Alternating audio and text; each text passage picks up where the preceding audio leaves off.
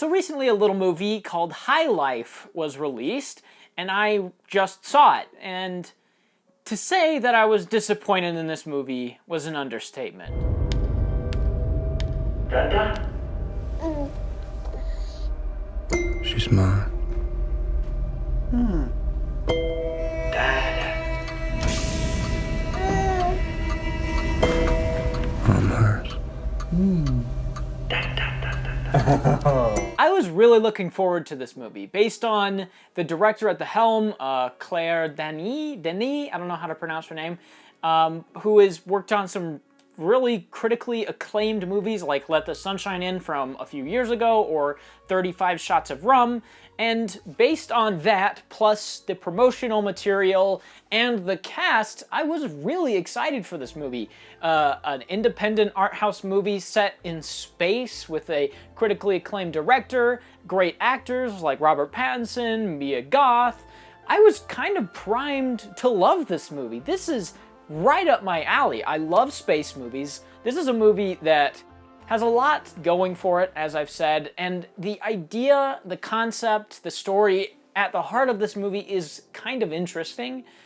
Basically, the story is that Robert Pattinson and Mia Goth and a few other people are the crew of this spaceship that are sent out on a scientific mission to study black holes, a la Interstellar.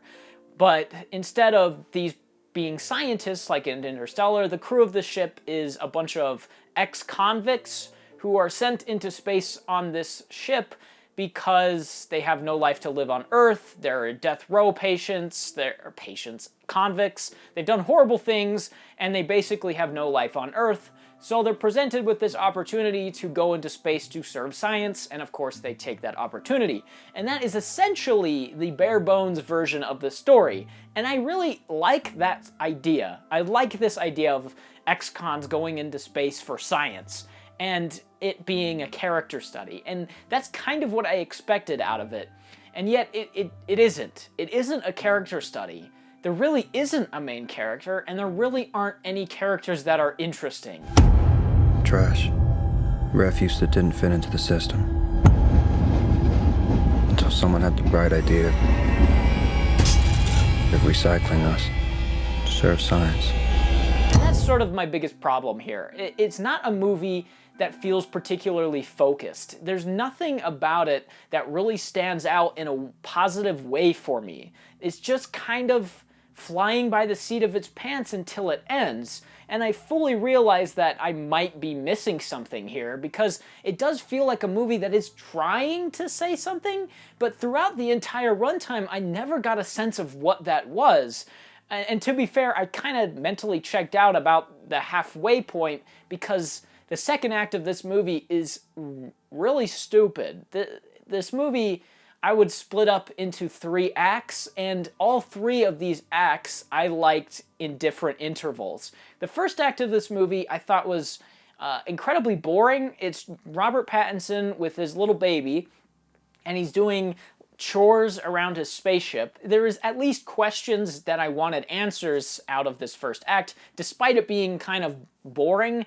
But the second act really tanks this movie for me, and I think it's a big reason why I dislike this movie. The second act of this movie is filled with exposition, a lot of exposition, a bad dialogue, not great performances, and a lot of sexual things that don't really feel like they pay off at all. At first it feels like it's going to be this kind of non-linear, Chris Nolan-esque sci-fi movie where we're cutting from Robert Pattinson on the ship to past events, and so I felt like at first it was going to be doing that throughout the whole movie. We'd see Robert Pattinson and his baby doing things and growing up in the ship, and then intercutting that with things that happened in the past, but then it just stops doing that in the second act and just becomes a linear story. It's very bizarre, because the first act is non-linear, and then it just decides to go back to when the mission first started on the ship,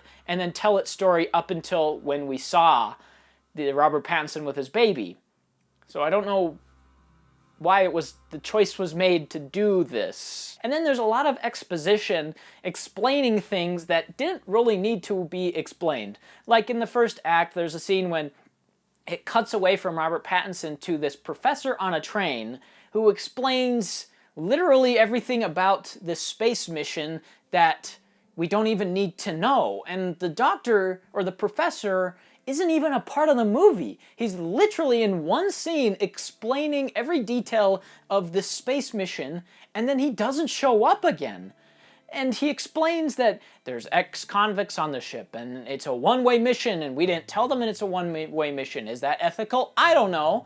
Well, they're going to a black hole, and we'll never see them again. We'll see what happens. And I was like, who cares? Why did you just tell me all that? And who is this person, and why are they in this movie? Oh, they're gone forever. What was the point of that? But when my work is accomplished, when perfection is achieved... Then what? Fly away? Dada? I know I look like a witch. You're foxy and you know it. Again, this movie is hypersexualized, and I just don't know why. It explains that there's the main doctor on this mission can't have kids, or she killed her kids, and she killed her husband, and she's trying to do some science about reproduction in radiation or something. And then there's a rape scene where a guy tries to rape Mia Goth, and it's played as this really horrible event. There's like intense music, and people are screaming and kicking, and Robert Pattinson comes and beats the crap out of this guy. And then literally the next scene is the doctor drugging all of the people on board and then going and raping Robert Pattinson. Why is one played super serious and the other not? I don't understand why you can have two rape scenes almost back to back that are played so completely different. But the third act of this movie, I think, is what I really wanted out of this. The third act of the movie is exactly what I sort of expected to see. Robert Pattinson is with his baby girl who's now grown up to be a teenager, and they're just drifting around space, running into things. And I really liked that. There's a lot of interesting things that happen, like they run into an identical version of their ship. Their ship is number 7, and the one they run into is number 9, and when he goes on board, it's just filled with dogs. And that was interesting, and I really enjoyed that. And then they go to a black hole, and they try to enter the event horizon, and all of this stuff I really liked, and I wanted more of that in the movie. I wanted more of like them just being drifters and running into things and it being a character study, but it isn't. The movie feels very different at any given point. I like the concept, I like the story, I like the look of everything. I kind of enjoy how it's sort of a Alien ripoff with its production design. I enjoy the look of the ship, I enjoy Robert Pattinson and Mia Goth in the main roles. I enjoy the cinematography, it looks really nice. It's just that the story doesn't feel like it is fully realized, and I just don't know what the purpose of it is. It doesn't feel like it has a cohesive message. It doesn't feel like it has a cohesive narrative. It doesn't feel like it has anything that it is trying to get across. And all the characters are really bland and uninteresting. And the stuff that is interesting isn't fleshed out enough. So, I don't know, it's just kind of frustrating. I'd give it a 5, a solid 5 out of 10. This movie really isn't for anyone.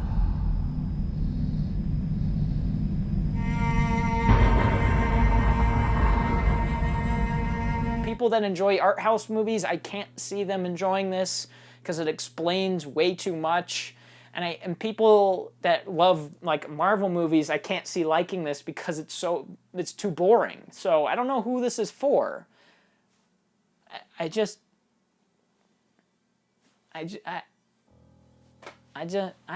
know.